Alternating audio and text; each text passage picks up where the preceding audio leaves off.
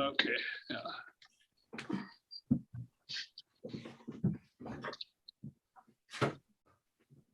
Okay, for those of you who are watching us, we're just restarting the live stream. Yes, it's working properly now. Thank you. Okay, great. Thank you very much. Okay, we had a motion to receive all of the reports on the agenda, so we'll just carry on then with the Director of Finance, Grants of Assistance Policy 2.7. Thank you, Mayor. So the as part of the 2021 Grants of Assistance Program, staff were requested to bring back the policy for the committee's review.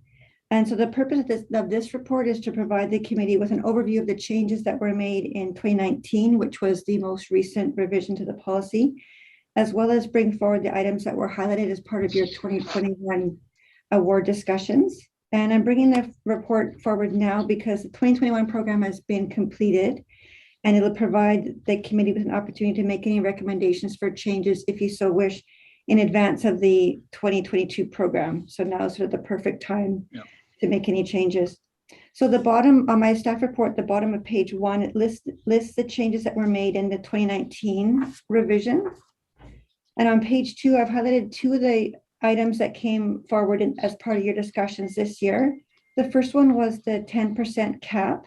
And so the wording in the policy right now is that the total grant amount provided to organizations will not exceed 10% of the town's annual grants of assistance budget. And so the issue came up this year during a review of one organization that had submitted 2 applications with a request for $1,500 each.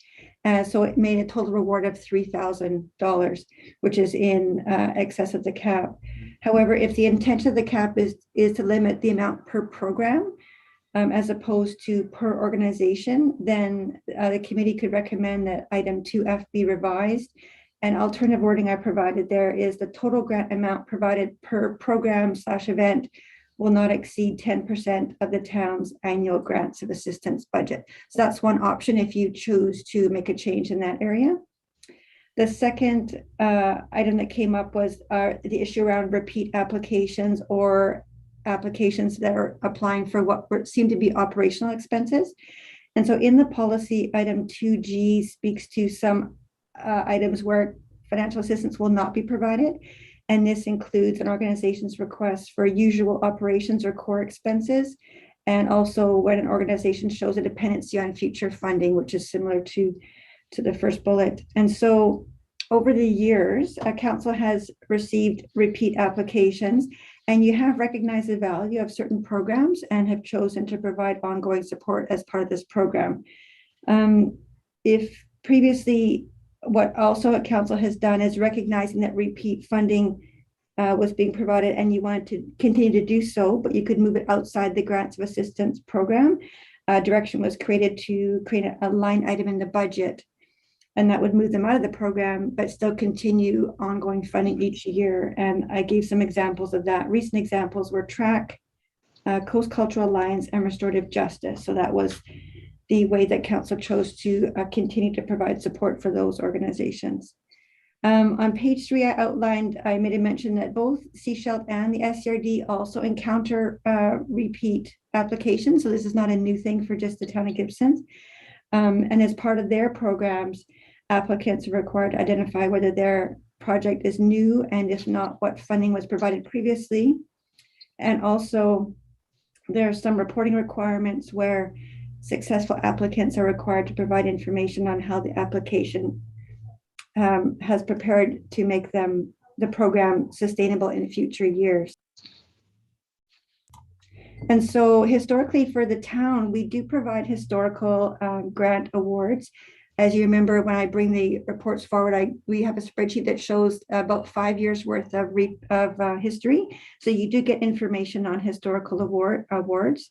And for reporting, what the policy currently has is that the applicant agrees to provide a report within 90 days of completion of the project, detailing the results of the project and its economic benefits, if any, to the town of Gibsons. And so for this item, if the committee wishes to provide financial assistance for repeat requests, you could choose to either remove the exclusion that was noted above in item 2G, and that way there'd be no restrictions on operational funding. You could continue with the current practice, which has been to, allow repeat applications and then periodically move them, direct staff to create a line item in the budget. Or you could, so those are sort of two options I came up with as options for you. One is sort of status quo, one is removing the exclusion completely. You could also expand the reporting requirement if you want to include information on how the applicant is prepared to make the project or program sustainable in future years. And so, as mentioned, this report's being brought forward at this point because you're kind of at the perfect spot where if you do want to make any changes to the policy, now's the time before we get any starting of applications in 2022.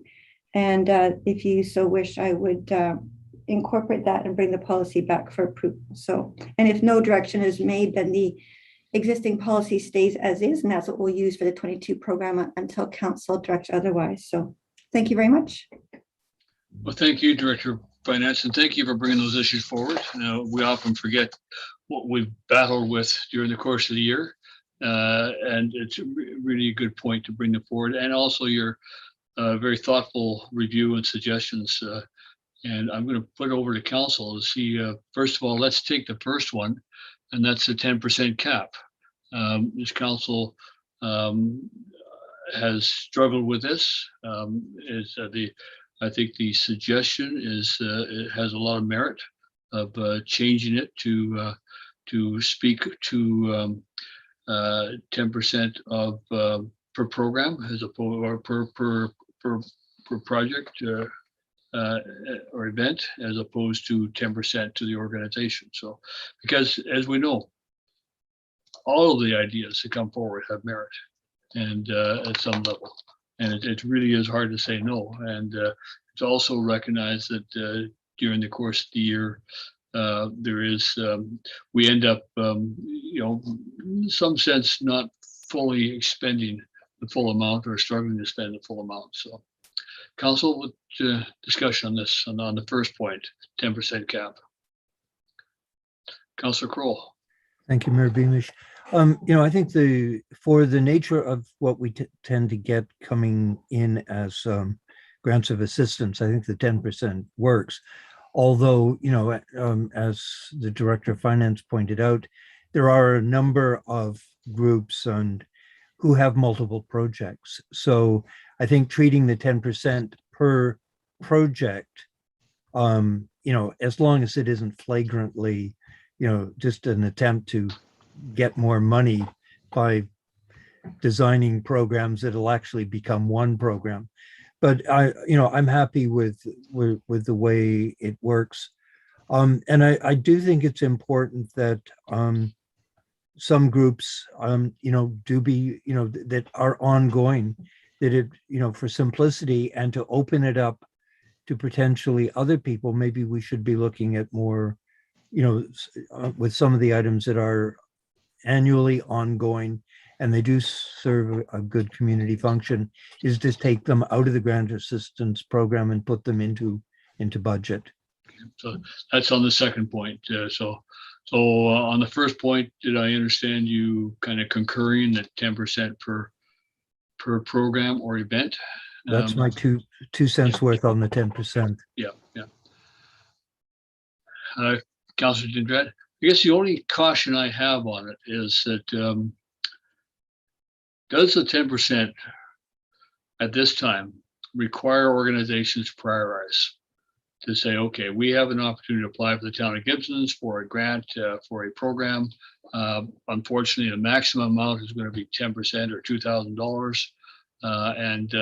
So what's the highest and most important use of that money that we could apply for, as opposed to somebody saying, well, we could throw in for a half dozen grants and see what they approve, because they can't approve all 6 of them under their policy, which makes us then prioritize their list. And the other option of that would be to put another cap on and say the maximum of two projects. So I'll go to Councillor Ladwig for first word. I'm going to try not to go off topic too much here. I think it's a really good point, Mayor Beamish. I've personally struggled with this program because it's a lot of work for $2,000. And I've Yeah. often wondered if the reason we don't get applicants, sometimes we don't spend it all, is because people aren't putting in applications because it's too much work for $2,000. So I actually sometimes struggle with the 10% cap. One of the other topics I wanted to raise, which I tried to raise last time, and maybe I didn't speak to it articulately enough, and then maybe it just didn't get captured. But I actually, when we were talking about percentages, I wanted to see us actually attach some type of growth to this grant program, like whether it's that it grows with inflation perhaps or something. I'm not sure, but that's just, I'll kind of park that. Anyway, so I agree with you that I wouldn't want to see just a couple of organizations submitting a whole bunch, like 5 different projects, and the funding all going to them simply because they can do exactly what you just described. I would almost rather make it one organization, but increase the 10% to make that a more appealing application. Like increase the amount, but you can only submit one. Yeah. Thank you. Councilor Dindrat. Thank you, Mayor. I agree with the increase. I was going to raise that too. I think the thing with the 10% it's a challenge. I agree, but at the same time, we don't have too much money, and we are just supporting a bunch of organizations that they do something for us. What I think is important, which is one of it's not that is here, that the town does receive a report, but council never sees the report. Council sees the application, but not the result. So at the end of the day, yeah, it is a lot of trouble for us to judge, but this is our role. Unless because if we increase to, let's say, don't put a cap, which I'm okay if council decide, but at the same time, we're still judging. We're gonna have, if we have 20 organizations and one is asking 3,000 and the other 1. So at the end of the day, we're gonna be struggling as well. And perhaps in some occasions, we can even have an exception if we think that the program it proves worth it. What I feel that we don't have is a report, which I understand there is more work for council too. But at the end of the day, if we are gonna judge, we need to have some base.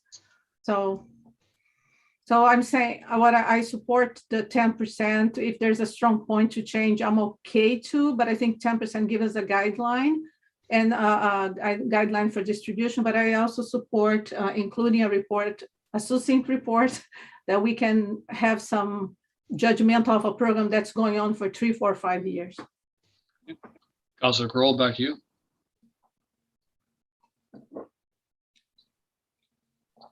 You're muted, David. Councillor Ladwig had her hand up first. I'll go to Councilor Ladwig. I don't see a hand, so it's okay. Yeah. Anyways, I just wanted to clarify my point earlier. I wasn't sure if Councilor DeAndretti might have misunderstood me. I don't mind if we have to do more work in reviewing the applications. My concern is more with the applicants having to do all the work that they have to apply for only $2,000. And then if we ask them to do a final report on top of that for $2,000, it's like, it's a lot of work for an organization, I feel. Not for us. I'm fine with doing the review. Okay, Councilor Kroll, back to you. Thank you, Mayor Beamish. Something that I think is worth considering, because I sort of agree with what Councillor Ladwig was saying about the amount of money than what you have to go through to get it.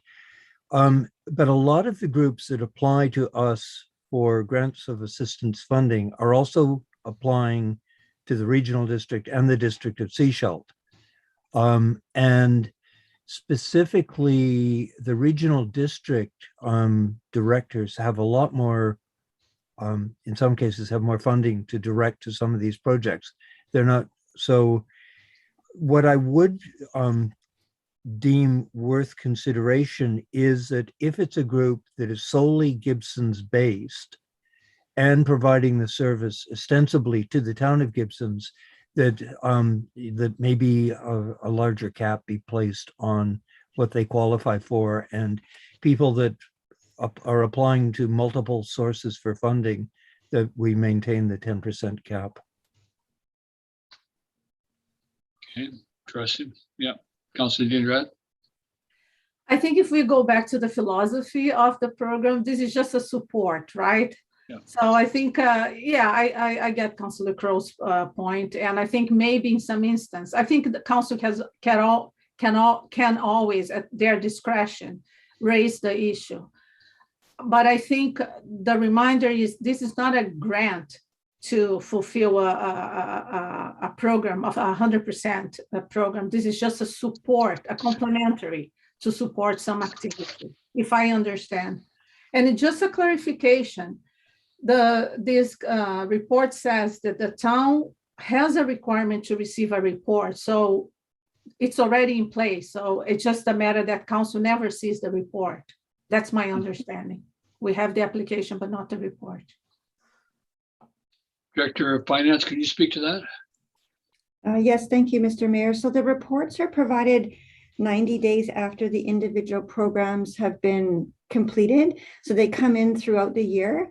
And the way we get to council is that they're included in the council reading file. So you'll see reports from Coast Cultural Alliance on the Purple Banner program or GPEG. So you do get them. They're just part of the council reading file, and they come throughout the years. There's no nice one package because all the timings of all the different programs are different.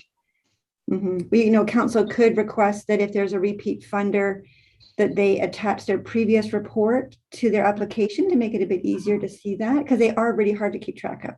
Yeah, that's a good way to do it. Then we would see it that with the time. And Councillor Lumley. Yeah, I mean, I guess I understand where everyone's coming from. I kind of don't have a problem with any of it.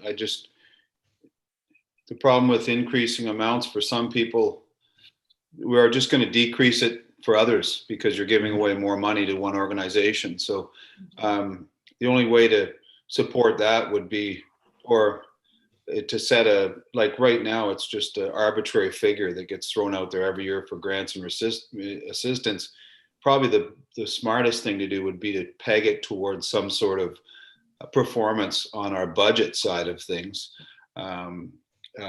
So like from the prior year, and then our grants and assistance can be attached to like,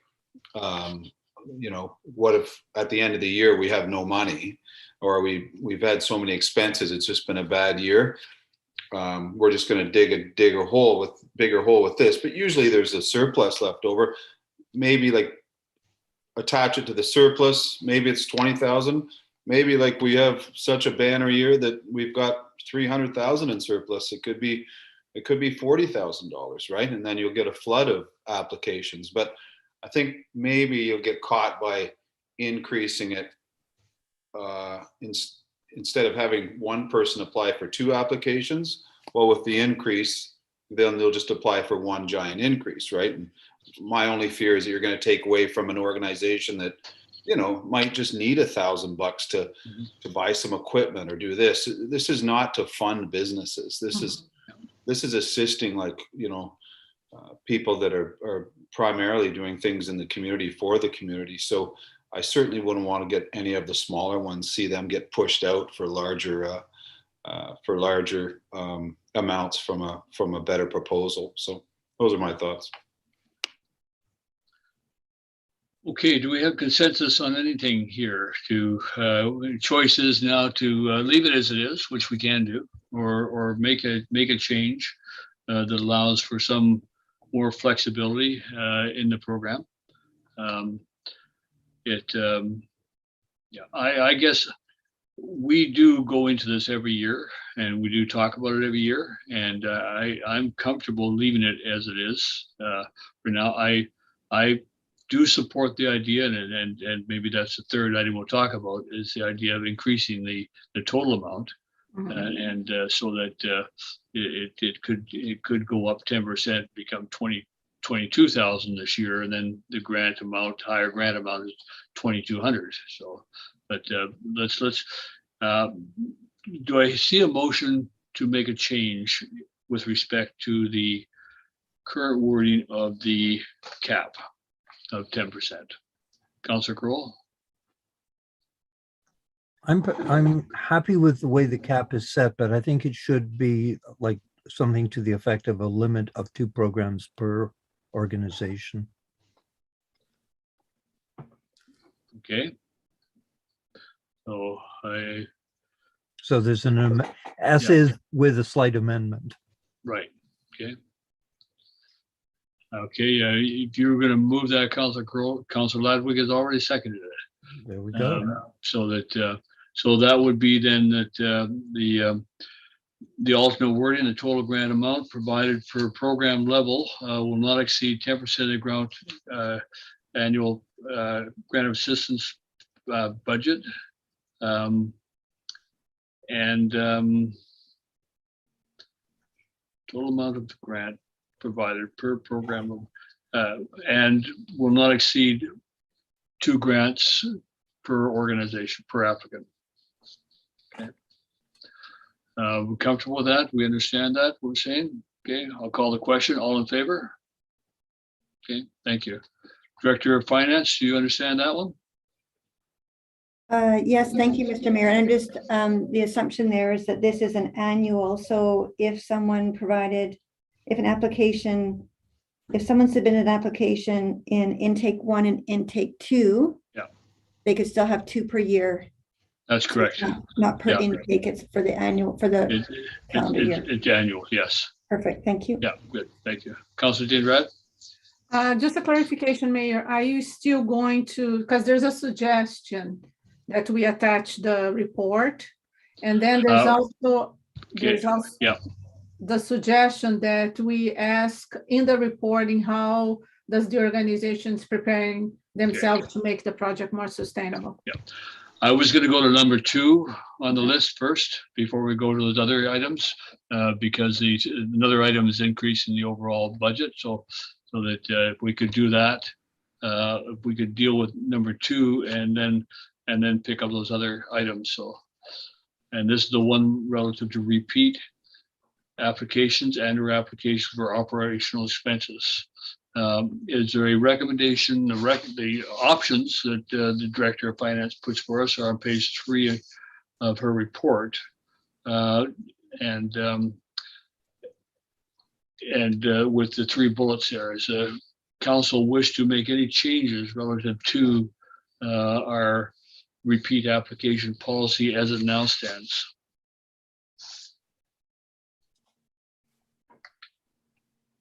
Mayor? Councilor Dean Rad?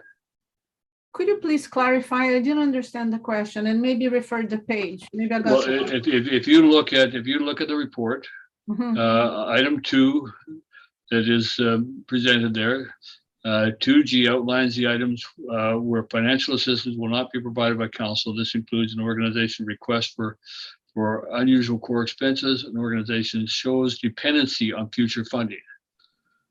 So the question is then on page 7 of the agenda, page 3 of the Director of Finance report.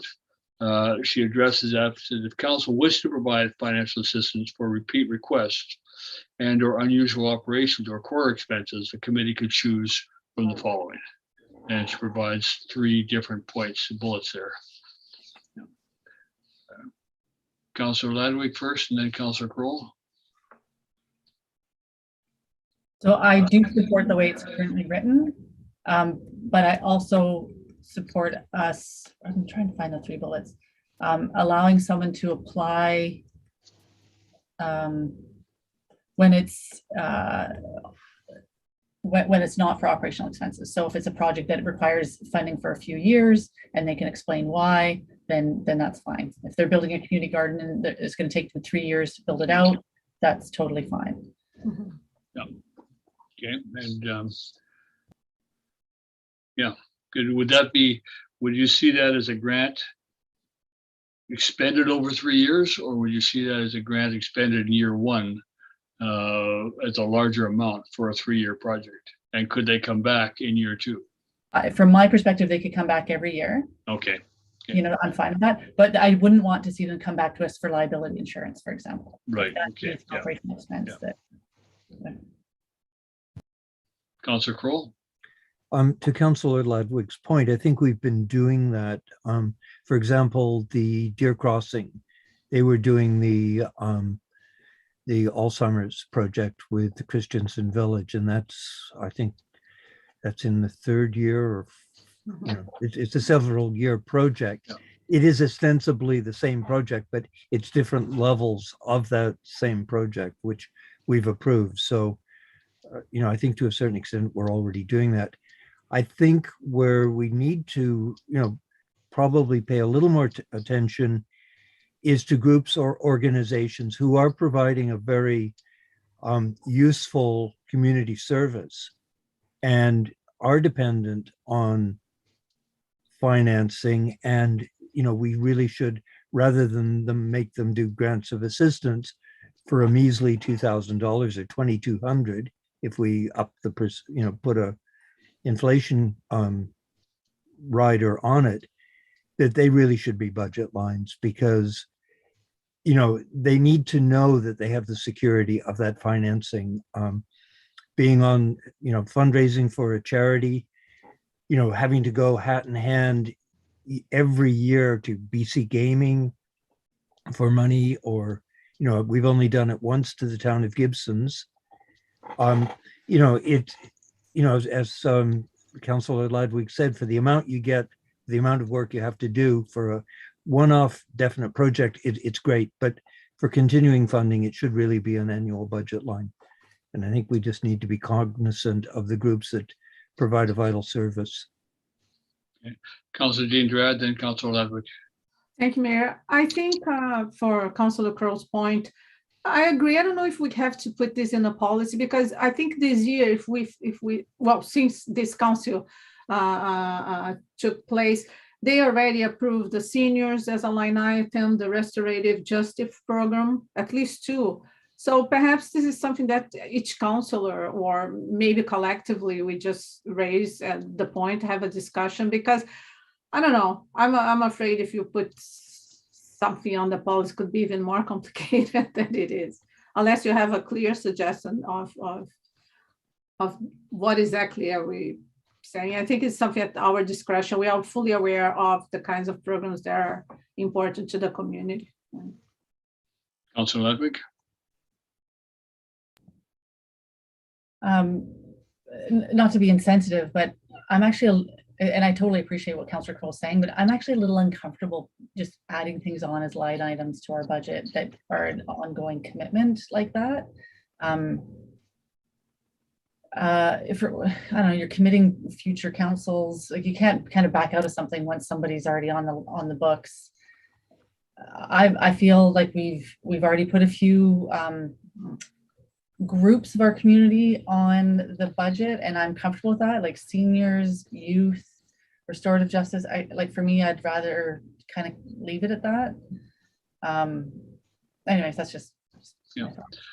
I think what you find is that over the years, where we had kind of a grant of assistance policy, and that was relatively capped into a dollar value that the council understood and the community understood. Over the years, that has grown by adding some of those projects that were previously grants of assistance to line items. So that, for example, the annual, we committed to paying the annual fireworks for Sea Cavalcade. And that started off as an $8,000 bill and a $10,000 bill. Then we expanded that to, I think it's almost, I'm not sure how many thousands of dollars that is now, sort of thing. And that came out of being a grants of assistance application every year. Say, well, maybe we should just make it permanent. The seniors have done the same thing. So I think we have to also be aware of what our overall kind of giving policy is, and how much that is, so that at the end of the day, you turn around and realize that suddenly your budget is, instead of being $20,000, it's $50,000 in terms of grants of assistance. But I'm comfortable letting each council make that determination on a kind of a need basis. I'm also comfortable reviewing it in 5 years and saying, is this still needed as a permanent item? So I think maybe talking to organizations. Councillor Crowell. Thank you, Mayor Beamish. Just to the comment about, it's not cast in stone just because it's a line in the budget. It can be removed by any council at any time. It's not. So, I think for, from a group that is totally dependent on funding through grants of assistance, BC Gaming, whatever, having the security of knowing they at least have X amount of money coming in every year to carry on their function, in some cases is critical. I know there was one year with search and rescue that the treasurer was actually keeping the unit afloat with his personal credit card. Yeah. Because, you were waiting for information that you were getting grant money. So just giving the security to some of the more valuable groups in the community, I think it's worth the budget line as opposed to making them jump through the hoops every year with a $2,000 application. Yeah, it's usually those ones that get the grants, that get the permanent grant line item are more than $2,000 in terms of the number we award there. So, but let's not forget, we also provide, in some sense, either very attractive rents or lease amounts or free lease amounts and a whole bunch of other things that organizations get from the town. So that and some of these are the same, and some of these groups also have their own revenue streams in terms of memberships and other funding opportunities. So we are just part of the picture, and in most cases, a very small part of that picture for their finances. That being said, does council see any change in terms of that line item issue, or are you comfortable with what we have right now as line items and be prepared to consider them on going forward? Okay. Now, in terms of the reporting suggestions that have been made here, there's a couple of suggestions on reporting. One was that we bring the reporting of those organizations forward with their applications, their next year's application. And the second thing is that in terms of in addition, see the third bullet there. In addition to the current practice, the committee could expand the reporting requirement to include information on how the applicant is prepared to make the project program sustainable in future years. That has become actually a fairly traditional requirement of some organizations. I think it's a good one. It requires them to sit down and think about sustainability and where they're going, and not reliability. I do like that. Councillor Kroll? Just for clarification, were there to be another item added to a line item for the budget, we'll deal with that during budget, not at this point. We could deal with that during budget time. That's correct. Okay, Yeah. thank you. Yeah. On the reporting, the 2 points of reporting, Councillor Yindrat? Okay. I will second what you say. Okay, well, what I just suggested really comes from our conversation. One is that I know suggested Director of Finance that we bring those reports that have come forward from organizations, so we can see how they reported prior to making them another award sort of thing. That's how effective was the money that we gave them last year. Mm-hmm. And the other thing is that the third bullet is adding information how an applicant is prepared to make the project sustainable. What's their goal in terms of sustainability in future years? Mm-hmm. Yeah, and somebody want to move that then, Councillor? I'll take you as mover, Councillor Yindrat, on that. The seconder, Councillor Ladwig. Any further conversation around that? Seeing none, all in favor? Okay. And the fourth point was the point of do we want to raise the budget amount that we allocate for? So I'll take a motion as to what you want to put forward. Councillor Ladwig? Just a suggestion that maybe it grows with inflation, like at an inflation rate. Okay. Yep, that works. Councillor Kroll? Is that going to complicate it at all for staff? Just that it's going to become sort of odd amounts? Councillor Yindrat, then Councillor Lumley. I was going to suggest just a round number, right? So if it's 2.2, just, we can always round, obviously. I think it's easier at the discretion. Maybe maybe the finance comes and asks us, but I don't see this as a big deal. And we can approximate the following year if we did a little bit less. Councillor Lumley?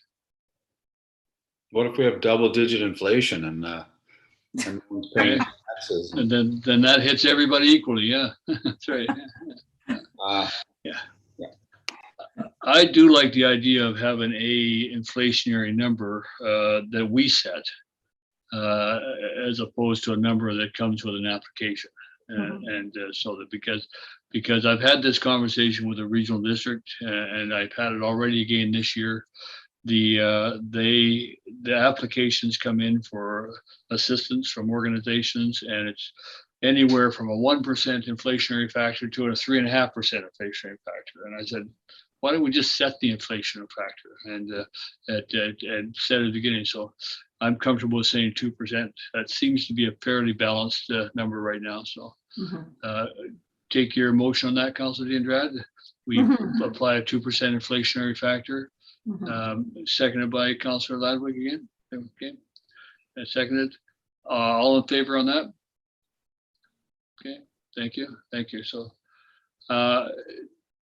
corporate officer, do you have any questions on our motions? I'm probably going back and reviewing the recording to make sure I get the full wording, but I think I've got your 4 points. Okay. Director of Finance, are you have any clarity on that? Thank you, Mary. I think I'm good. And so my next step so these recommendations will go to council, I guess, the next council meeting, and then I'll bring back a revised policy with incorporating the revisions with your for council's approval. And then I've made a note for the grants of assistance, the 2022 budget line item as well. Yeah, thank you. Thank you. And corporate officer, we don't need to see those tonight. It's too much kind of go back and review for night purposes. There's no rush to have this in place, but having it in place prior to the call out for opportunities is important. So thank you. And thank you, Director of Finance, for bringing that forward. Okay, we'll go on to the next item. And that's the, I'm just gonna get the right page here. The Planning and Development Services Quarterly Report, and this is where we apologize again to the Director of Planning for not getting it on last meeting, but thank you for being here. And we also have or had Silas in the audience. I wanted him to be here for a particular reason. Part of this report includes a report from him, so maybe he'll be back. So, Director of Planning. Thank you, Mayor Beamish. Silas was here. He had to run out to drop one of his kids off, so he will be back. So okay. I can quickly highlight his section, and then when he's back, you can ask questions if you've got some specific questions for his piece. So in terms of our staffing in the third quarter, Katie Thomas, one of our planners, started her maternity leave, and we hired a new planner, Kirsten Defoe, and she has come with us with international experience from Auckland, New Zealand, and Oregon, USA, which is really wonderful, and she has hit the ground running. So she started in September, and she's been definitely pulling her weight in our team, which has been wonderful.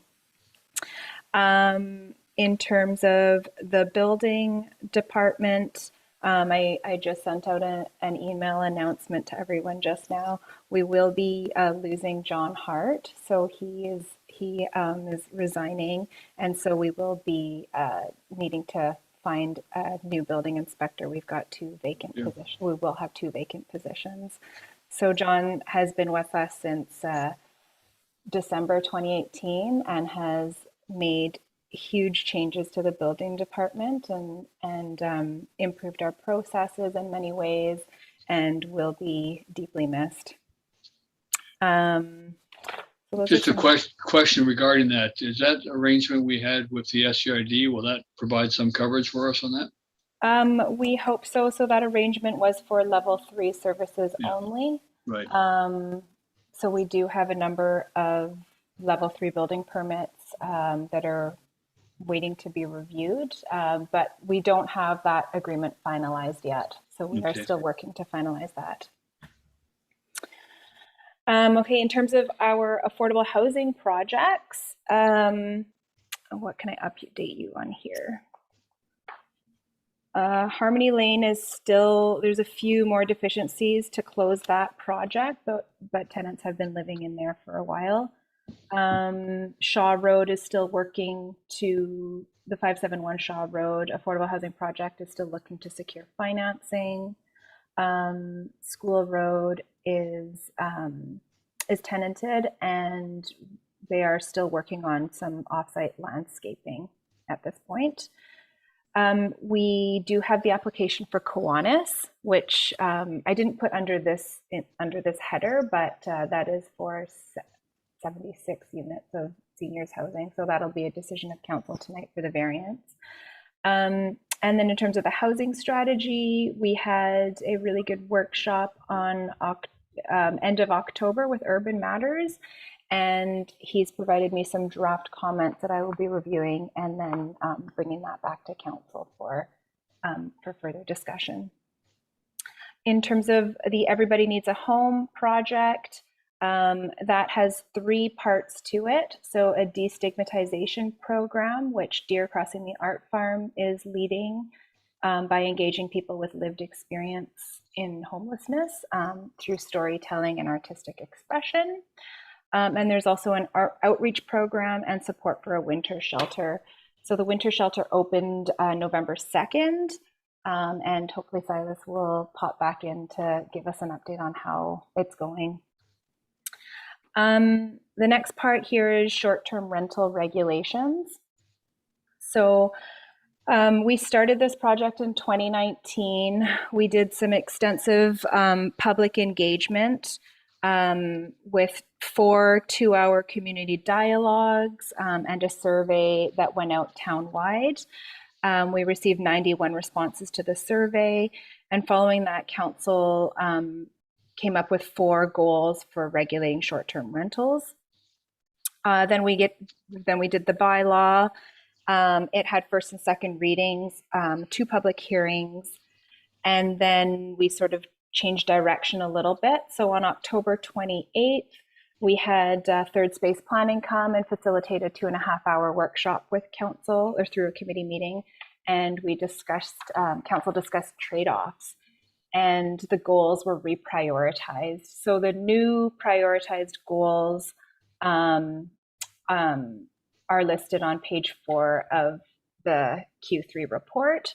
So the primary goals are retaining the long-term rental supply and keeping the scale of businesses appropriate to residential neighborhoods, with the secondary goals being responding to the needs of homeowners who wish to have added revenue and providing tourists with accommodation options for staying in and visiting Gibsons.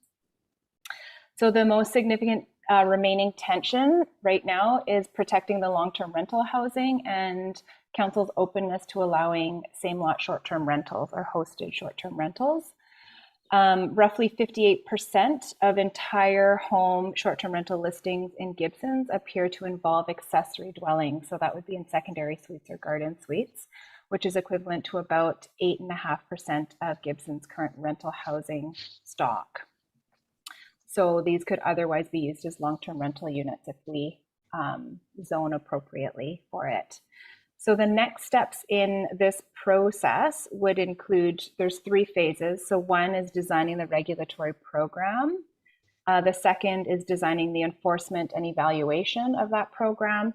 And then the third is the implementation and the communications around it. So an example regulatory approach that we're leaning towards at this point is categorizing short-term rentals into 2 types, so principal dwelling units where somebody lives and non-principal dwelling units where somebody doesn't live, to distinguish the differences.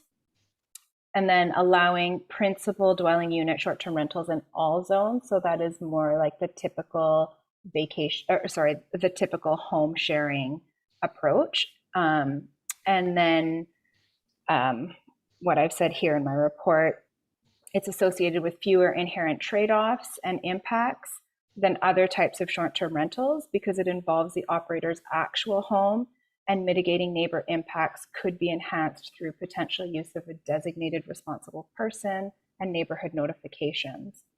The second type of short-term rental would be in a non-principal dwelling unit, and that would allow a limited number of non-principal dwelling unit short-term rentals.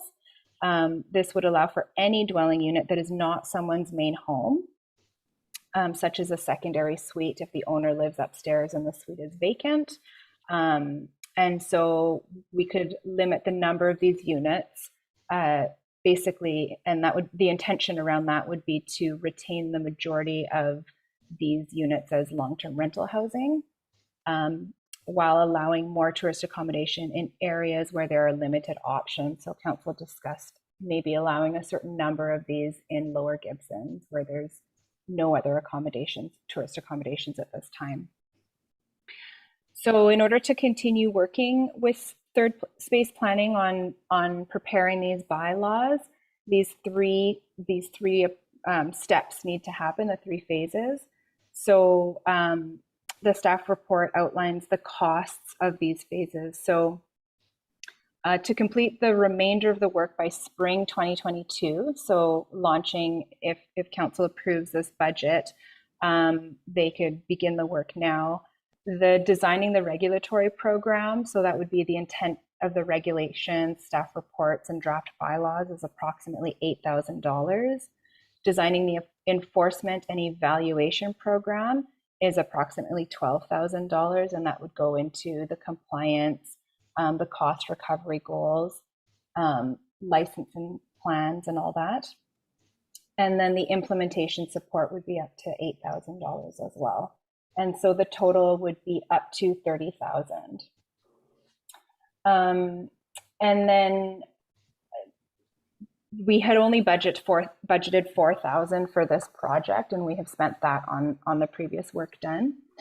But given the primary goal of the regulatory program is to retain the long-term rental supply in Gibsons, staff are recommending using money from the Affordable Housing Reserve Fund because the fund is intended to be used for enabling, facilitating, subsidizing, or supporting affordable housing in the town. And staff considers that the short-term rental regulatory program is aligned with the intention of the Affordable Housing Reserve Fund. So there's 2 options on page 5 of the staff report that council could move forward with. One is to complete the project by spring next year at a cost of $30,000 or of up to $30,000.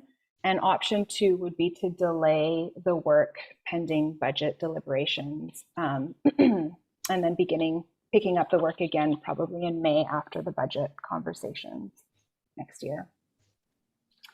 Can we stop? Yeah. Can we stop here then and consider this before we carry on with your report? Mm-hmm.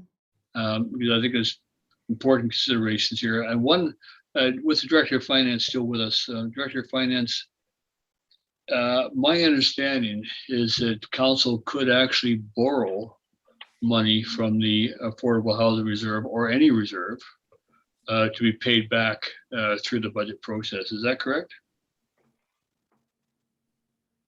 So you are looking or potentially thinking of borrowing $30,000 from the affordable housing on a temporary basis and then reallocating it in 2022 back into the reserve? That's correct, through budget. Council could do that. You know, and so to avoid in complicating, like saying a borrowing, you're basically advancing it in 2021 and then depositing more in 2022. So it's a timing issue, really? Yes. It allows us to proceed more quickly with a project and not have to wait until the budget has been allocated. And then, sorry, council could choose not to put that back, and then knowing that that reserve has been reduced, and then if you chose later not to replenish it, the use of it is supported under that bylaw. So there would be no obligation for you to replace the funds in 2022 if you chose not to. Mm-hmm. We could borrow though with the intent of replacing the funds. Yeah. If you like. Yeah. Councillor Crowe, I see your hand.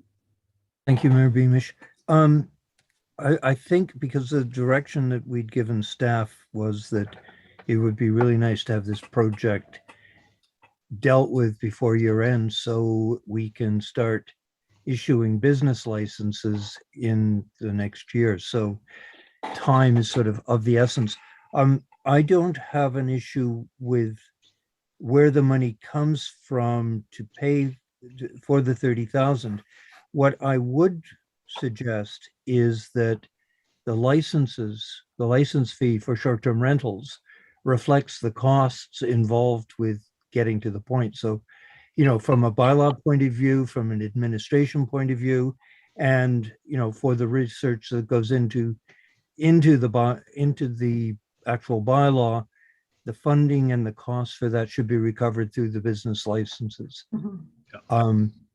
If someone's making money renting out their house and we're asking taxpayers to pay for it, for them to make money, I'm not happy with that. So the costs for short-term rentals really need to be recovered through whatever we can do to recoup those costs, and it shouldn't be put on the taxpayer, and certainly shouldn't deprive the short-term rental funding. So yes, I'm totally in support of the $30,000, but it needs to be paid back through the licensing of short-term rentals.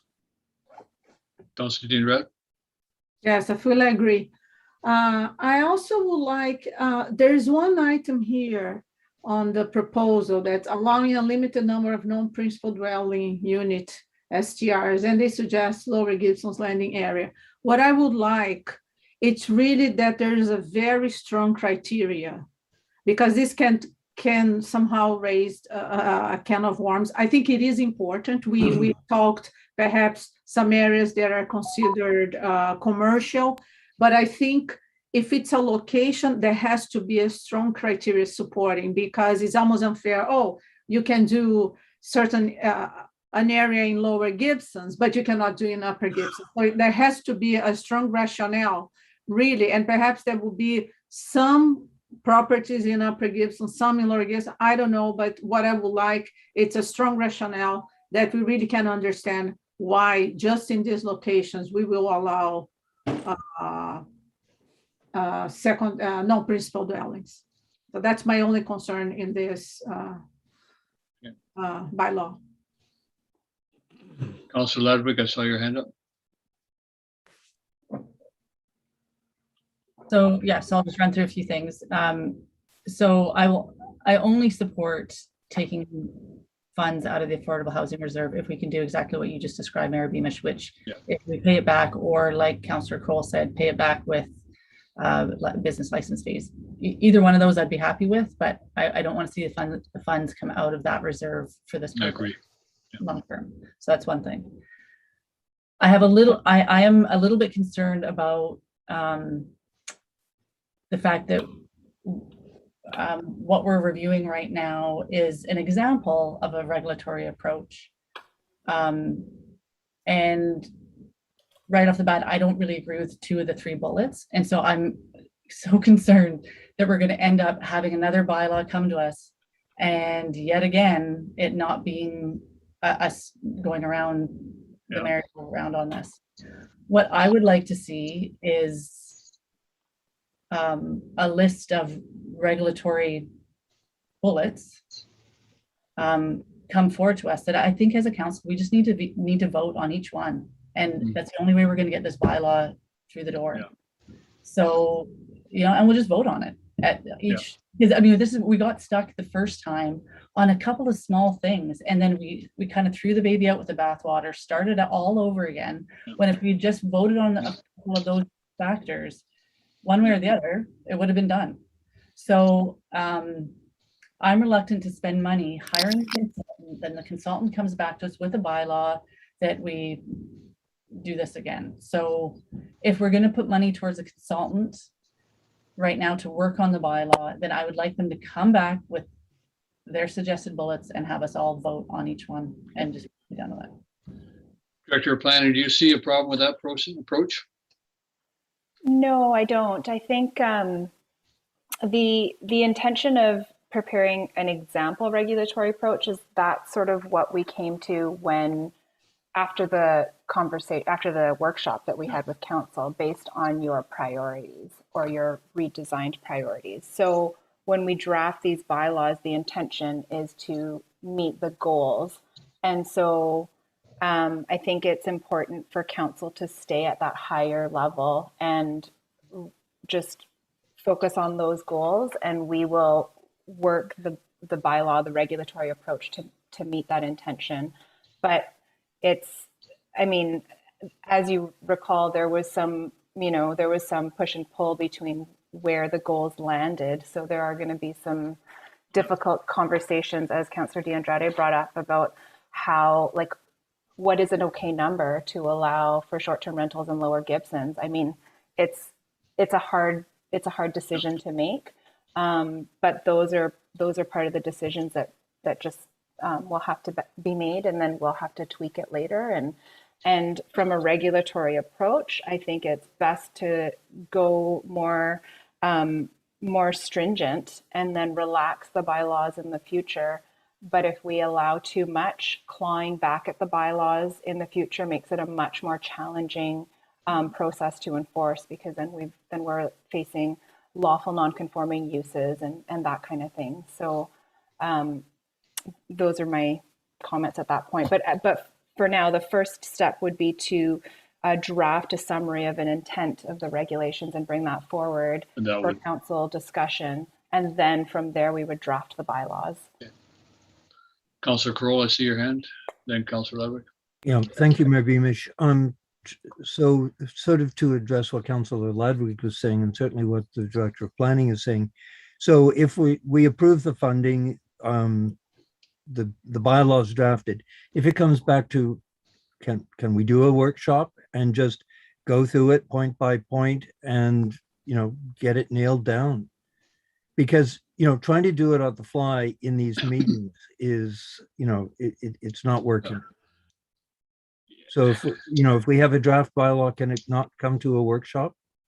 I can try and do that. I think it depends on our timing and pulling everyone together for the one-off workshops. But I can try and do that, because I think it was very valuable to just hone in on that discussion. And then just be able to go through it point by point, and Okay, Councillor Ludwig, then Councillor D'Andrade.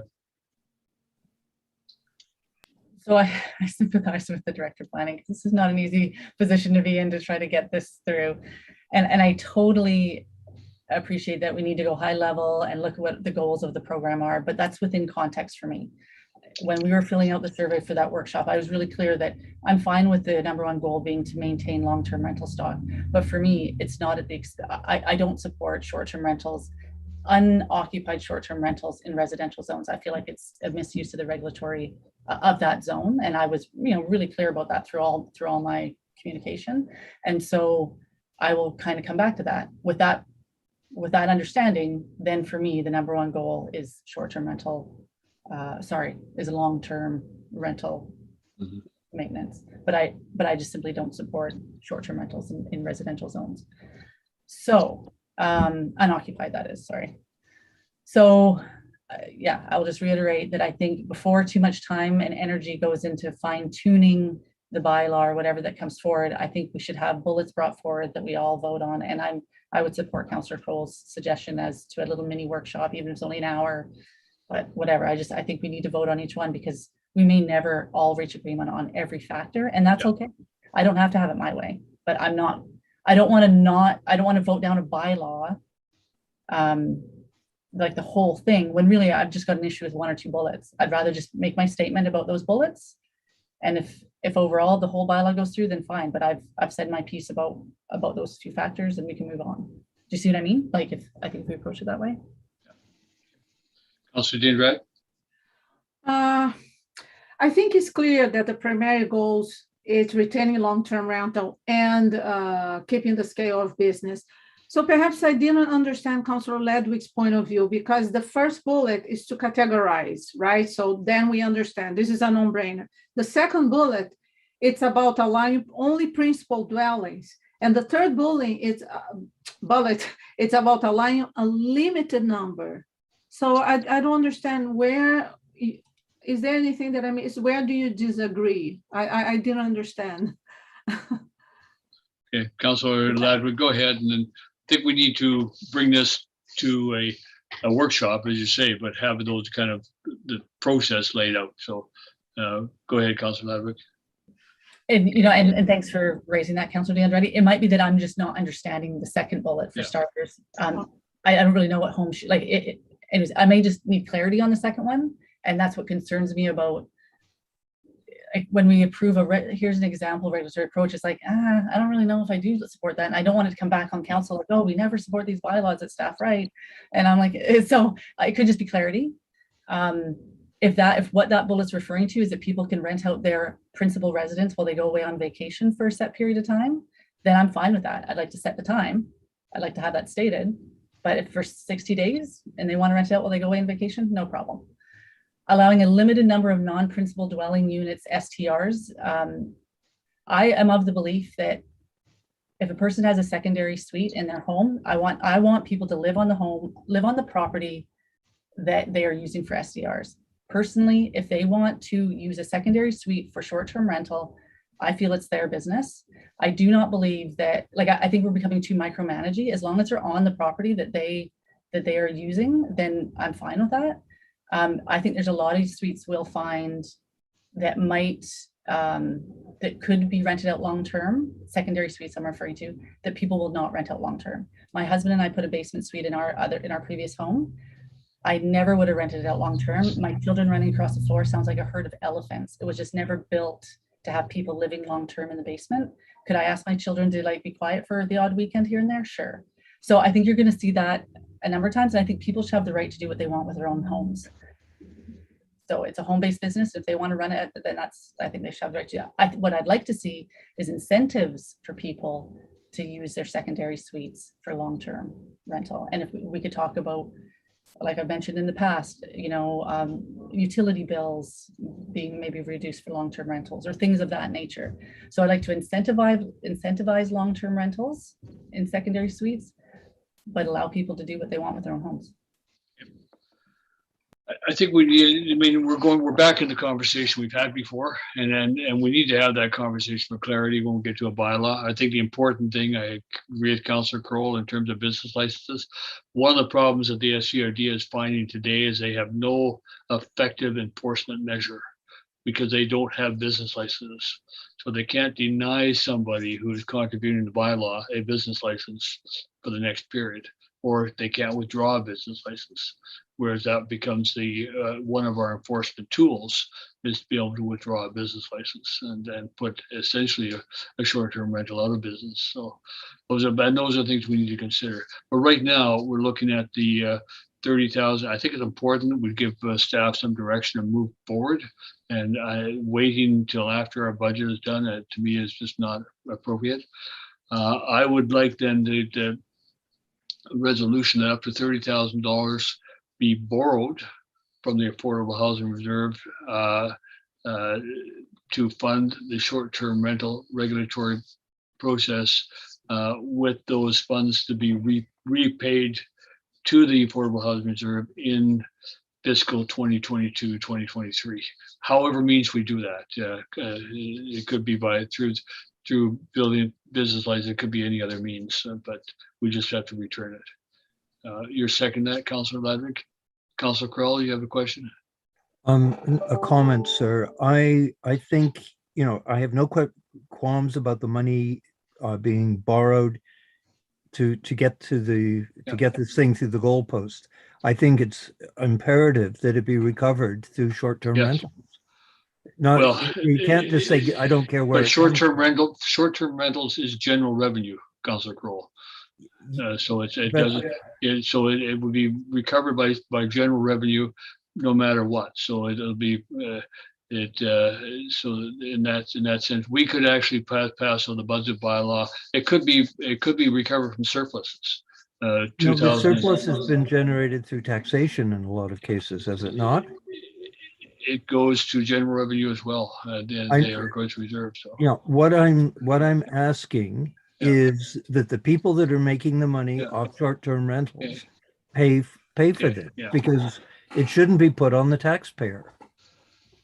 Yeah, I hear what you're saying. I guess my concern is that then takes away from the recovery of enforcement costs, because that's also a Well, purpose of the building. And as I prefaced my yeah. comment at the beginning, is Yeah. that the licenses should be structured to cover the costs. So that, yeah, Councillor Ladwig, then Councillor Dean Red. I totally agree with your intent, Councillor Kroll, but I'm not so sure that we do this with other bylaw developments. I don't think we like take, and maybe other staff can correct me, but I don't think that we take DCCs to cover some bylaw on subdivision or development. Like I I don't want to be penalizing this one industry or sector unfairly when, like, we need to be consistent. And I agree with Mayor Beamish, general revenue is Councillor where, Dean Red. Question and a comment. I would like to know if this consultant will propose a fee. And I agree, the fee should cover the cost of the program. And yeah, and if STR, I understand this thing about penalizing, but we need to be realistic, right? If we don't charge enough to cover the costs, any costs, it will be taxpayers that will be paid the costs. So I think, if people are benefiting from the program, this has to be, and I would like the consultant to really, and hopefully the consultant has experience with other municipalities, that it calculates. I agree, it should be from the program. So give me an amendment, because we're after 4 o'clock here and we're still on the planning report. Okay, so Councillor Kroll. I'll propose that that up to $30,000 from reserve funds be authorized to the short-term rental regulatory program, and that the borrowed sum be recovered through license fees for short-term rentals. Okay. Yeah. Yeah, no, that's an amendment. So you're seconding the amendment, Councillor Andret, which is ended. Okay. Yeah. Yeah, I don't have a problem with it. I just wonder what that license fee looks like, because we want to recover our enforcement fee. We want to cover all the fees. Now we want to cover $30,000 from it. So I just wonder where we go with that. So Councillor Ladwig, then Councillor Kroll. how do we enforce any of our bylaws? I just, Yeah, it's we don't an have. unusual one. we Yeah, don't have yeah. Specific. Yeah. It just feels inconsistent. I Councillor mean, Kroll. I love the intent, and I think it's wise. We should keep that kind of goalpost in mind when we're setting license fees. But I just, yeah. Councillor Kroll. Ostensibly, people are operating a business in a non-business zoned area, and they're not paying commercial business taxes. There are some property owners that are making like $80,000 or $100,000 a year. But that's why we have the business licenses. That's but they're paying $100 to do that. well, we haven't set the business license fee yet. We haven't set that yet. No, I know, but that's what I'm so saying. It should be recovered through the license. So we would set a fee in 2022 and we reduce it in 2023 because we'll have recovered that cost. Well, they're going to be incurring costs of bylaw enforcement. Well, but that's another cost. No, I'm not saying that's a different cost. That's all I'm saying. That's a different cost. Oh. But the fees should be set to recover the costs, whether the $30,000 gets paid back in the first year or the second year, or it takes 3 years to pay it back. Once recovered, we have to eliminate that fee, because you can't continue to collect a fee for a specific purpose after that purpose will be paid back. Okay, that's fine. So, okay. So all director stats. Go ahead. Thank you, Mayor. Can I just read out what I've written here just to make sure I've captured it properly? That the sum, or that up to 30,000 from the Affordable Housing Reserve Fund be borrowed to fund the short-term rental regulatory program, and the borrowed sum be recovered through business license fees. Short-term rental business license fees. Through, Yeah. Thank you. Councilor Diandrade. Mayor Beamish, I seconded based on assumption. I wasn't thinking that, oh, we are going to borrow 30, so we are going to have 30 people, 30 STRs, therefore we're going to charge 1,000. No, what I was saying is that the fee takes into account all the expenses incurred when you're trying to regulate the program and be at par, and eventually we will pay back. That's what I'm saying. Eventually, whether we collect 40 or 20, if it's 20, it's going to take 2 years. But I wasn't saying that we have to create a fee to pay for this 30,000 right away. Yeah, okay, I appreciate that. I just understand that once we pay that back, we have to reduce the business license fee, because you can't continue to collect a fee once that debt has been paid off. That's all. You can't do that. You can't charge somebody a fee for a cost, and once that cost has been paid back, continue to charge them that fee, because that fee has been paid. That's been paid back. Okay, Councilor Diandrade, go ahead. Yeah. Maybe I understand your train of thought. I supported Councilor Crow's because I wasn't thinking like that. What I'm just saying is I don't know how much is the fee right now, but let's say that the fee is $100, but it's not really. That's where the analysis of the consultant will come to say, well, a program usually has this kind of expenses, has the bylaw officer reinforcing, has all these expenses included, and therefore we should charge perhaps, just hypothetically, $300, and eventually we pay. But I think the fee is set up not based on the $30,000. Okay. That's my understanding. I would support if that's the case. Otherwise, I'm not seconding this motion. And that's where we get to two different conversations. One, when you talk about the business license fee, and then you talk about the $30,000. So anyway, we have to vote on the amendment. Okay, so all in favor of the amendment that has the $30,000 being paid back by the short-term rental business license fee. All in favor of that? Councilor Kroll, Councilor Diandrade, okay. Opposed? No, I'm opposed to that. Councilor Lumley, you're in favor? No. Opposed? Yeah.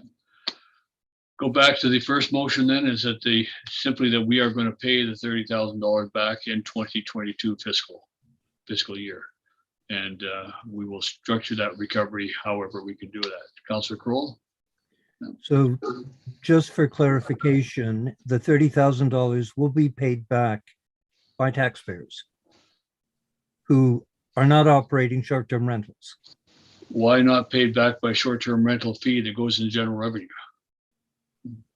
Yeah, because that's. Well, that was what the intent of what I suggested in the first place. No, when you tie it to that fee, you charge the fee to recover it. It'll be paid back in 2022. We'll set that mechanism to do that. It could be paid back sooner, but we'll see. But all what we're really saying is we're taking money out of the Affordable Housing Fund Reserve, and we are going to pay it back. That's really the key. But the revenue stream needs to come from short-term rentals. I don't know. Not according to we defeated that motion. Yeah.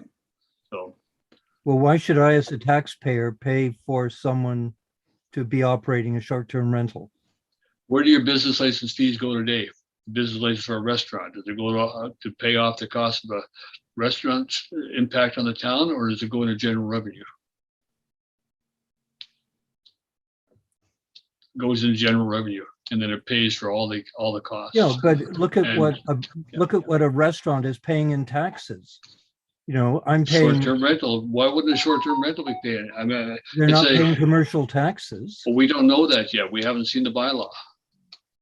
Are we going to rezone every STR as a commercial zone?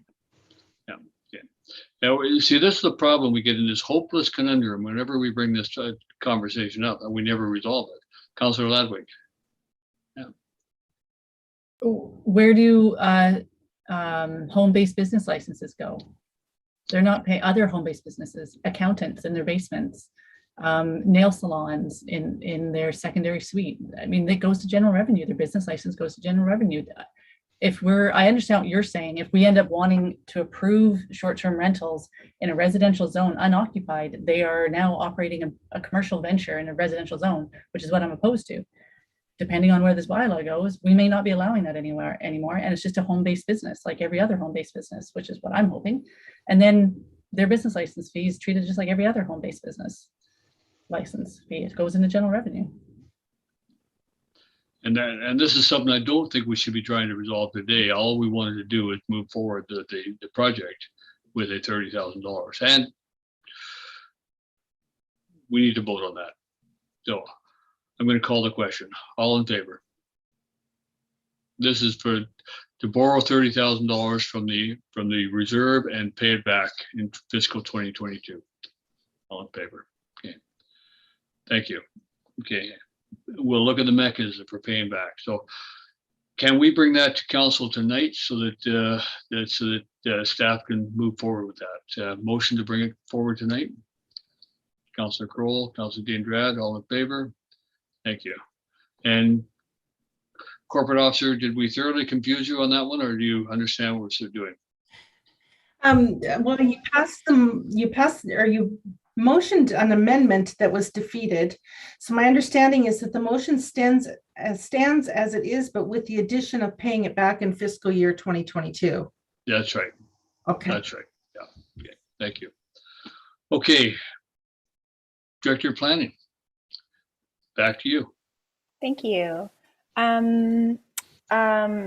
Silas White is back. Yes, So yeah. I just wanted to flag that because we quickly went over his part. Do you want to, do you have any questions for him while he's here? I think we should give an opportunity to give an update because of this weather situation right now. And that's why I've asked Silas to make sure he's here. And Silas, thank you for being here. I know you're busy, but otherwise perhaps you could just beyond your report, and if council has any questions about what's happening today and what is needed. Apparently it was wet when I wrote this report too, because I do mention rain in it, and then we've had a lot of rain, of course, this fall, and there has been more the past few days, of course, and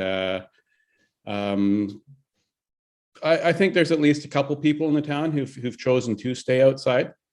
Done a lot of work to try to get them inside. In one case, got somebody to the shelter and it wasn't a good fit for them, so they went back to their tent. So things like that are still happening. Still, providing a lot of outreach support to everyone, making sure they're okay. So that's all going well. The shelter it was at its highest number last night, unsurprisingly, which was seven people. Currently it's set up for 8, and it could even expand all the way to 10, but it's most conveniently set up for 8 right now. So that's the update of what's really happening on the ground, really. But in terms of planning, there's some hope and a lot of discussion about the value of having some warming centers during the day, particularly in the morning, if they could be set up perhaps with staffing from agencies. I mean, I could spend some time staffing. We do have an outreach position we're working on hiring for. That person could certainly be involved.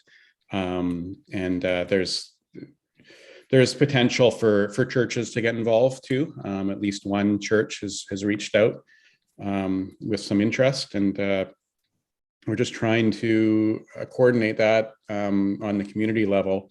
One potential site could be the arts, the marine room in the arts building, because partly because it was already set up as a shelter. So there's a shower that was installed by BC Housing actually a couple years ago.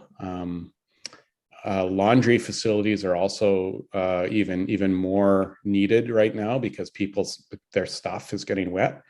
I mean, we've got like big piles of blankets and sleeping bags that are wet. So that's really difficult situation when that happens because it's obviously not helping them all at all to keep warm in those cases. So the Salvation Army set up a coupon system for people to use the private laundromat, but that's not a great solution long term because it's very expensive and it's a little hard to supervise and things. So we're working on solutions like that and engaging with the town staff and some of you who are engaged in it to work on those solutions in the extreme weather we're experiencing. Thank you. And Silas is also being, just for council information, doing laundry at his own home. So to dry things out for people. So we need to find a better solution to that in the community. One thing that we have raised with the regional district and we'll raise again, I know Councillor Kroll and Silas spoke on a call earlier this week, was access again to the recreation centers, the recreation center and the pool for people to go in there and take showers and get cleaned up.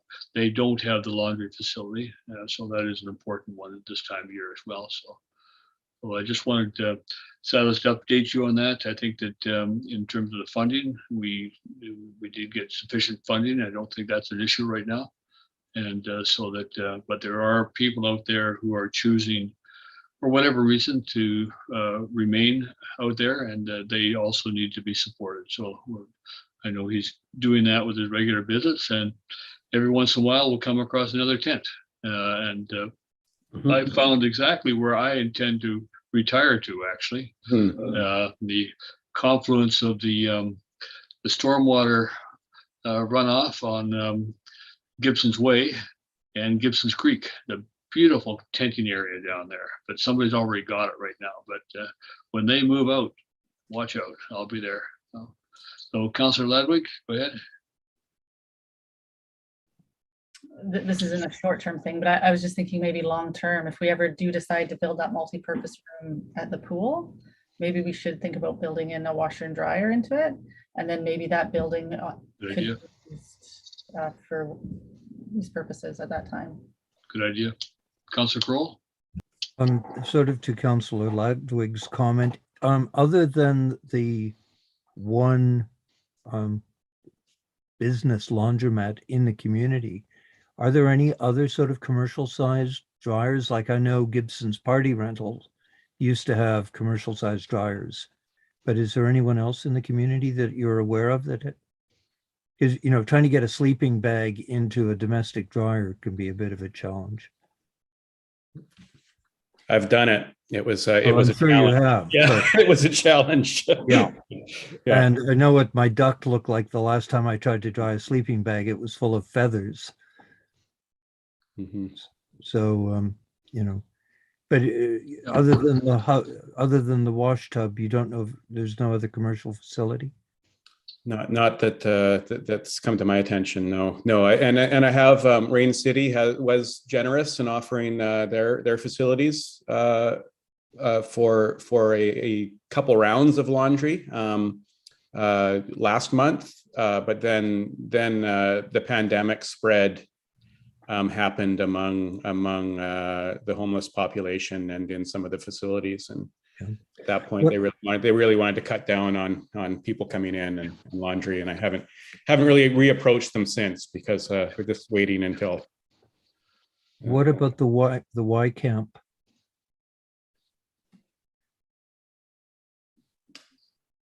I haven't heard. Yeah, The Y camp have a drying room.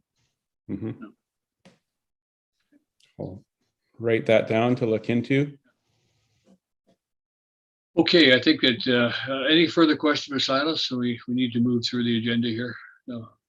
I'll just one follow-up on the point that you made, Mayor Beamish, around seeing that tent is it is helpful. If any of you hear from the community about any tents or other encampments or people living in vehicles, if you could let me know about that, because we can get out there and make sure they're connected to services. And sometimes it's even people passing through town for a few days. And even then, town staff and our program has been able to be very helpful to them. So please pass it on if you do see anything. Thank you. Thank you. Okay, back to you, Director of Planning. Thank you.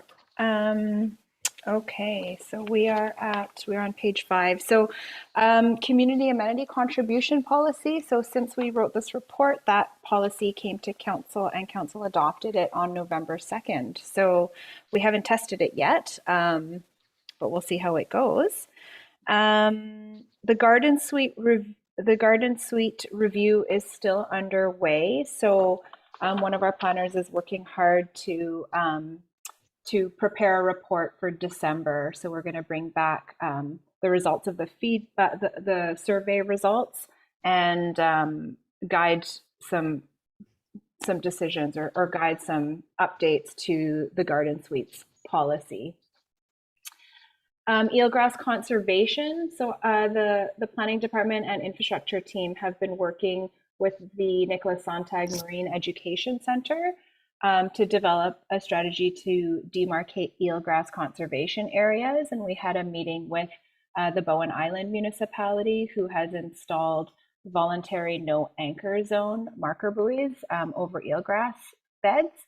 So the Nicholas Sonntag Marine Education Center is looking at costing out what those buoys, the cost of those buoys and how to install them and the maintenance and all that. So that's a plan for early next year. The DPA 9 update was with Waterline. So they are doing the aquifer mapping update, and they have some feedback for us on how to improve our DPA 9. So we're finalizing that and planning to bring a report forward by December. So end of the year with a proposed update to the DPA 9. The development permit review process. So that is the DPA number 1 and 2. So that is geotechnical and environmental update. I've been in conversations with Urban Systems, and they are working on the RFP now. So that's that.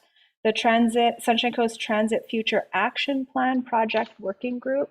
So that is an intergovernmental working group to discuss the bus, basically the transit plan for the Sunshine Coast and the bus schedules, and then they will be reporting to the SCRD, who provides the budget for transit across the Sunshine Coast.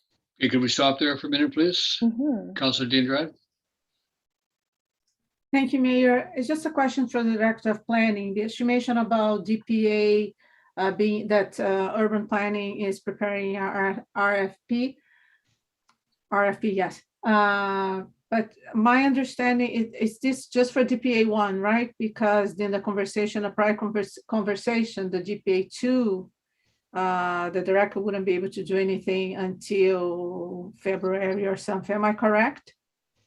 I think what we discussed was I wouldn't be able to report back until February or until Q1. Because I think initially council wanted me to report back this quarter, and it was just too tight a turnaround. But the work to draft the RFP has to start now, and then there's a lot of back and forth until it gets to a point where we can bring it to council, where we're willing to recommend moving forward with it. So they are drafting an RFP for both DPA 1 and 2. Oh, okay. Thank you. Yeah, no problem. Carry on then, Director. Okay, thank you. Active School Travel Working Group. So that's an intergovernmental working group to identify opportunities for improving active travel across the Sunshine Coast. Some other things I did not add on here, which are ongoing, is intergovernmental discussions on the regional growth strategy. So just wanted to flag that we are having conversations, and the regional district is leading that program. We do sit on that working group with them. And cloud permit is something else that I didn't put on here, and that's more in the building department, but we have launched an online building permit application program. So as of it's live right now, but as of January, we're hoping all building permit applications will come will be applied for virtually, which will help with our records management as well. Sorry, just stop there for a second. Given the John Hart's notice today, how is that going to affect us? And your ability to process those? Yeah, I mean, we won't have a building inspector, so we will be recruiting, and we're looking. Yeah, we'll have to recruit some new staff. Yeah, I didn't know, what is his timing? So his last day will be on December 31st, but he does have some holiday time he's taking. So his last day in the office will be the last day of November. So we've got about 2 more weeks with him. Okay, we need to find a solution to that. So thank you. Yes, we do. Yeah. Okay, so development applications. I'll fly through this. We're pretty steady. We had a busier Q3 this year than the past couple of years. In terms of the applications to highlight, the lot 37 Wright Road, the parkland rezoning, that bylaw has been given 3 readings, and now they need to register their rental covenant before we bring that back to council for adoption. We did receive 757 School Road again. That's right across from the supported housing. So they proposed an apartment there. So that'll be coming to the design panel again. It's a new applicant. And another one I wanted to flag was 834 Park Road. That they've registered, that was for the rezoning for cluster residential. They have registered their covenant to secure the CAC contribution, and that's going to be coming. I think that's on the agenda tonight. The bylaws on the agenda for adoption, and then once the zoning is adopted, then the development permit decision will be before council. Do you have any questions about development applications specifically, or? Could you update council on North Road? North Road. 762 North Road next to the Heritage Playhouse, that one? Yes, yes. Yeah, so their development permit expired. So we have an application to renew their form and character DP. So staff are working on that right now, and we're hoping to bring that forward to the next council meeting. Thank you. No problem. I don't think that's on here because we received it. No, that's right, yeah. In terms of building permits and inspections, if you look at the table on page 13 of the staff report, you'll note that we have collected a huge number of fees this year. We've completely blown our projected budget.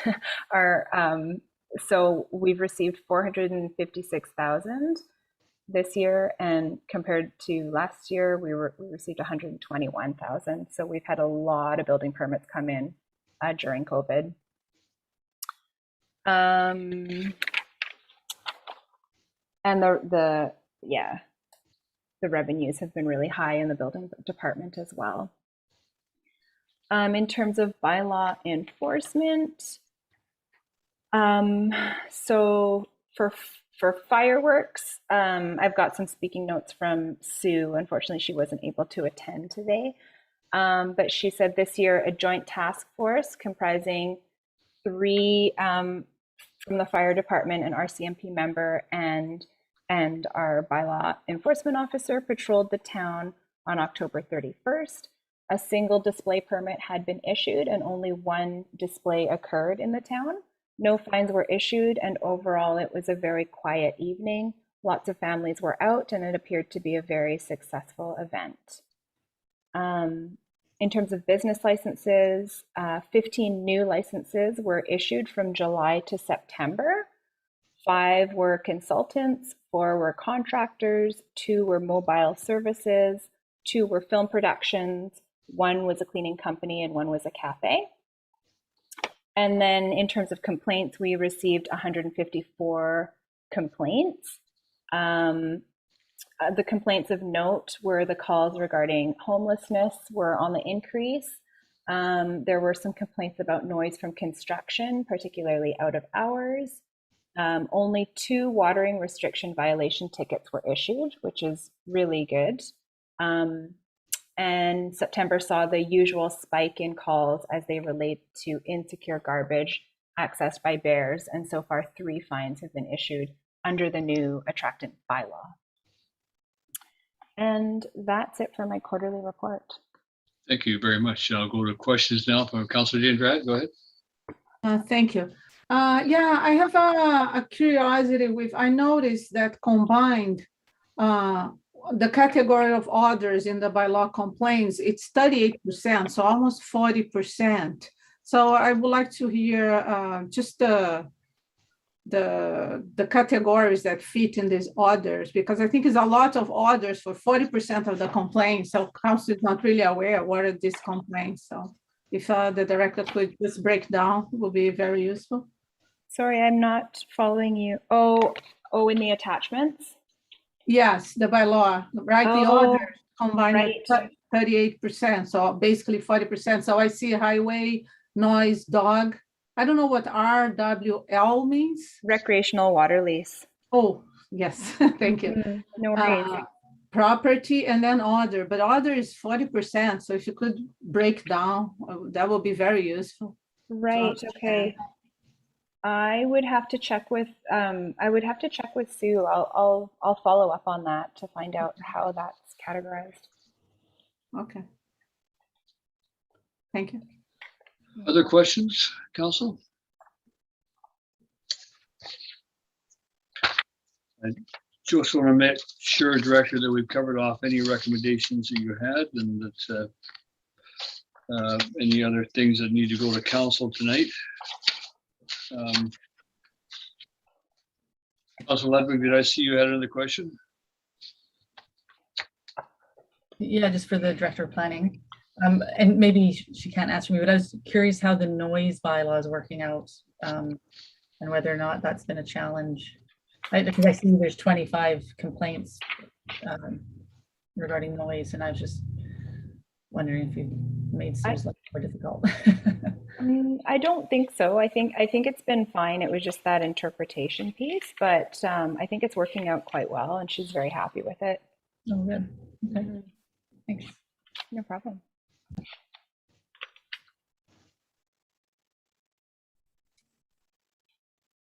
Councilor Kroll, sorry.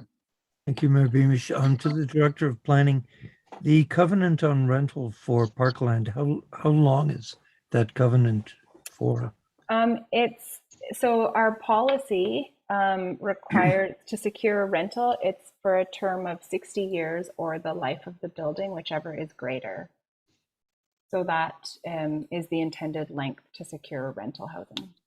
Great, thank you. Thank you. Okay, seeing nothing else, but thank you for your report again, Director of Planning, and it's always one that generates the most interest, I think, with council, and so that it takes a while to get through, but it's very valuable information to us. So thank you for that. Thank you very much, and for all your staff in your department, because there's a lot that is done, and we appreciate that. Thank you very much. Okay, the final item is the Ocean Watch 2021 quarterly report, and that is here, and that was from Mark Brown, our CAO, and Michelle Lewis. I don't know if Michelle is with us. No. Mark, do you have anything to add to this report? Good evening, Mayor Beamish. No, the report, I believe, went to committee. I wasn't at the committee, but I understand Michelle was a great assistance in putting this report together. But yeah, I certainly can answer any questions, and if I can defer to Michelle when she is available and get back to council. Yeah, thank you. Does council have any questions on this report? Councilor Dean Dredd, go ahead. Thank you. I don't have a question, but I have an amendment because it says that we are working towards a climate action plan for 2021. I don't think we're gonna make it. That's the last bullet. Okay, yeah. Duly noted. Yeah. Okay, Councilor Ladwood, go ahead. It's just a note regarding the decreasing greenhouse gas emissions section. I noticed most governments aren't talking about carbon sequestration. How do you say that? Carbon Sequestration. Yeah, and I think it's important that we start acknowledging that in our fight against climate change, because it's the other half of the puzzle, and it's frankly in some ways a lot easier to sequester carbon than it is to reduce your carbon output. So it would be really nice if we started building that into everything we do when we talk about carbon. Planting tree, we've got tons of green space in the town that we could be planting more efficiently that would sequester more carbon, and we could be building that into our climate change action plan. Just simply, there's space around the rec center that you could plant tons of trees, you know. So I just wanted to flag that for the future. Yeah, good point. Thank you. Okay, seeing no other items up on the agenda, we'll go then to inquiries and see if either of our guests this afternoon have any inquiries. Please let the corporate officer know. If anyone has something to address to council, please raise your hand. I see no hands raised, Mayor Beamish. Okay, well, thank you everybody for joining us, and thank you for council and staff for your participation and patience. I'll take a motion to adjourn. Councillor Kroll, Councillor Ladwig, all in favor? Thank you very much. And we will see you all back here at 7 o'clock. All right. Thank you very much. And there were some additional items put out by the corporate officer. You should have those, and there'll be probably an amended agenda to deal with. Okay. Thank you very much.